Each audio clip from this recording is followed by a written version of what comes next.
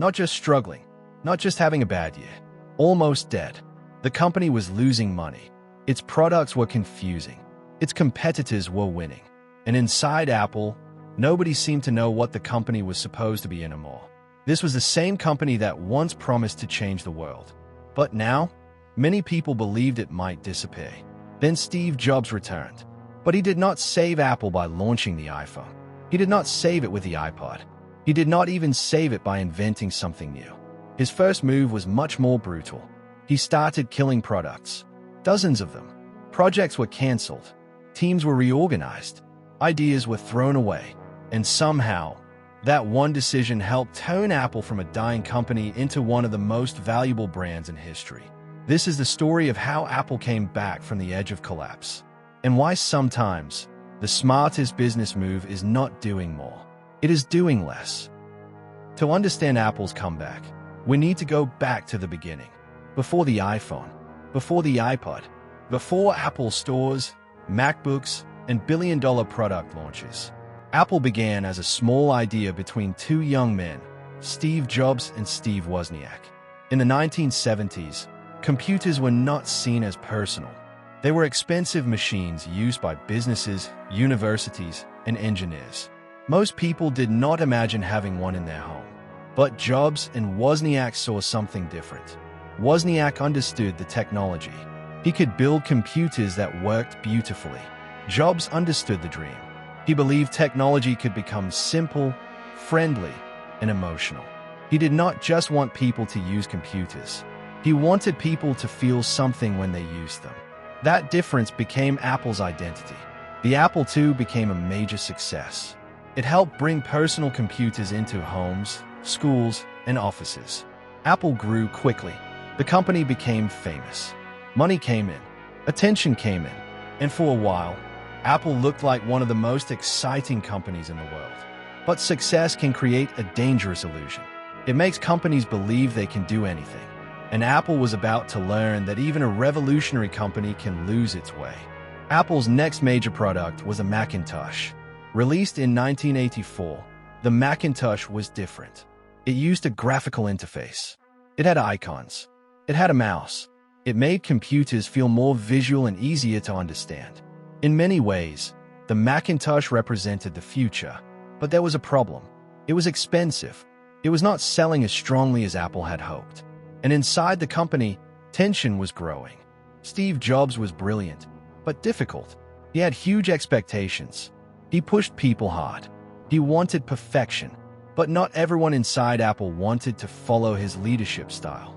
Eventually, the conflict became too much. In 1985, Steve Jobs left Apple. The man who had helped create the company was gone. At first, Apple survived. The brand still had loyal customers. The company still had products. But something important had changed. Apple still had technology, but it had started losing its soul. Without Jobs, Apple became bigger, but not better. The company started releasing too many products, too many computers, too many models, too many confusing names. There were different versions for different customers, different price points, different markets, and different strategies. On paper, this looked like growth. In reality, it created chaos. Customers did not know what to buy. Employees did not always know what Apple was trying to become. And the brand became harder to understand.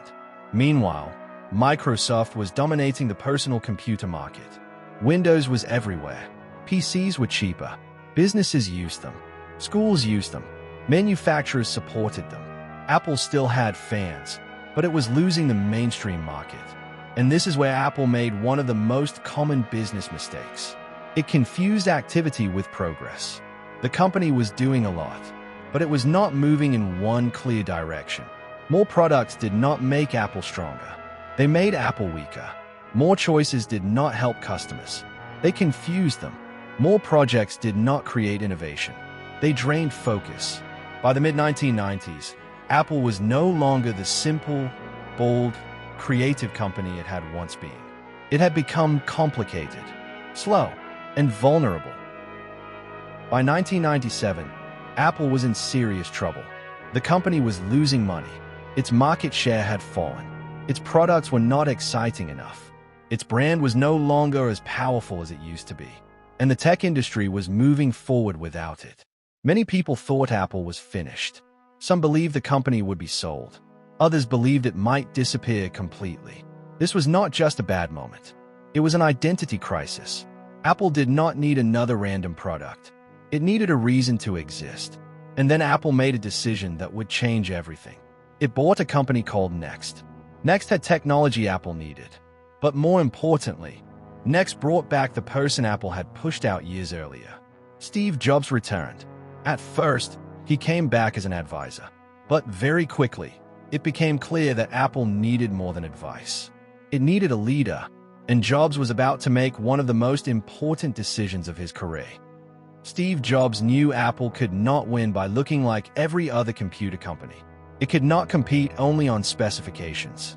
It could not survive by simply saying its computers were faster or more powerful. Apple needed to reconnect emotionally. So the company returned to what made it special: creativity, simplicity, rebellion, individuality. Then came one of Apple's most famous messages: think different. The campaign was not really about computers.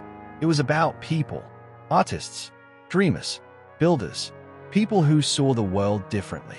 Apple was telling customers, this is not just a machine. This is a tool for people who want to create something.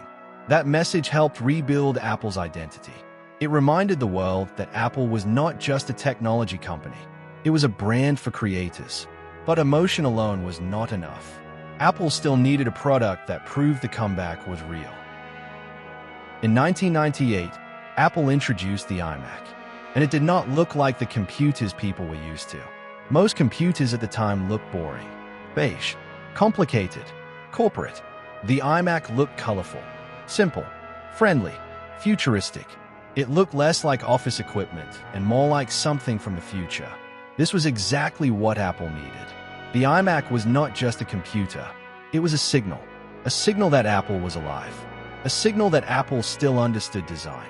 A signal that technology could be emotional again. Customers noticed. The media noticed. The industry noticed. Apple had gone from looking outdated to looking exciting. The iMac helped bring confidence back. It proved that Jobs' strategy was working. Cut the confusion. Focus the company. Build something people actually care about. Apple had survived. But survival was only the beginning. The company was about to move beyond computers completely. After the iMac, Apple started building something bigger. In 2001, it launched the iPod. At the time, digital music was messy. Files were scattered. Music players were confusing. The experience was not simple. Apple saw the problem and did what Apple does best. It simplified it. The iPod was not just a music player. It was a beautifully designed experience. Then came iTunes, and Apple created something far more powerful than a product. It created an ecosystem: hardware, software, store, design, experience. Everything worked together. This became Apple's greatest business weapon. While competitors focused on individual devices, Apple focused on the entire customer experience. Then in 2007, Apple introduced the iPhone, and the world changed again. The iPhone was not just another phone. It combined a phone, an iPod, and an internet device into one product. But the real breakthrough was not just what it did. It was how it felt. Simple, beautiful, personal, easy to understand.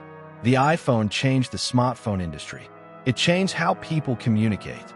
It changed how people take photos. It changed how people use the internet.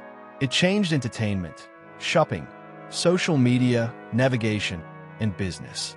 Apple had gone from near collapse to reshaping the modern world. And it all started with one uncomfortable truth. Apple had to stop being everything before it could become something great again. The biggest lesson from Apple's comeback is not about computers. It is about focus. Apple was not saved by adding more. It was saved by cutting away the things that made it weak. Too many products created confusion. Too many projects created distraction. Too many ideas created chaos. Steve Jobs brought Apple back by simplifying the company's entire direction. He made Apple easier to understand. For customers, for employees, for the market, and eventually for the world. That is why Apple's comeback is one of the greatest business turnarounds in history. It proved that a company can have talent, money, technology, and loyal fans, and still fail if it loses focus. But it also proves something else. A company that finds its identity again can come back stronger than ever. Apple did not just survive. It became one of the most valuable brands on earth. Not because it made the most products, but because it made the right ones. And sometimes, the decision that saves a business is not what it decides to build. It is what it finally has the courage to kill. If you enjoyed this story, make sure to subscribe for more business documentaries and brand breakdowns.